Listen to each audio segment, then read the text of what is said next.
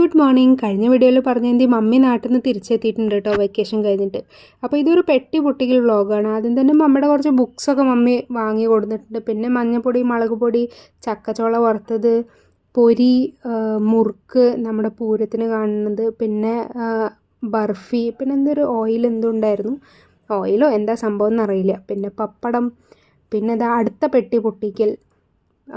ഈ പെട്ടിയിൽ ഫുള്ള് കഴിക്കാനുള്ള സംഭവങ്ങളാണ് കേട്ടോ. അപ്പോൾ ആദ്യം തന്നെ മുരിങ്ങക്കായ ഉണ്ട്. അവിടുത്തെ മുരിങ്ങക്കായൊക്കെ എത്ര വലിയ മുരിങ്ങക്കായല്ലേ, നല്ല ഫ്രഷ് ആയിട്ടുണ്ടായിരുന്നു. പിന്നെ അത്യാവശ്യം കുറച്ച് കറിവേപ്പില, കൊണ്ടാട്ടം മുളക്, പിന്നെ പായസം ഉണ്ടാക്കുന്ന അരിയാണെന്ന് തോന്നുന്നു ഇത്, അത്, പിന്നെ കുറച്ച് മഞ്ചാടിക്കുരു ഞങ്ങൾക്ക് കിട്ടിയിട്ടുണ്ടായിരുന്നു.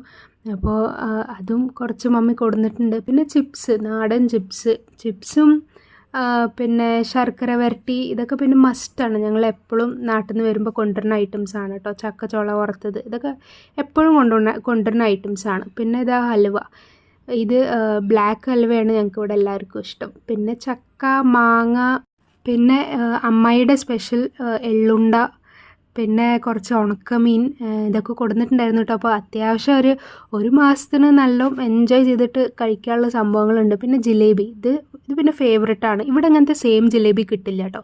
അപ്പോൾ ഇനി ഞാൻ മെല്ലെ ഓരോന്നിരുന്ന് കഴിക്കട്ടെ. ആദ്യം തന്നെ മാങ്ങയിലാണ് തുടങ്ങിയത്. അപ്പോൾ ശരി കേട്ടോ.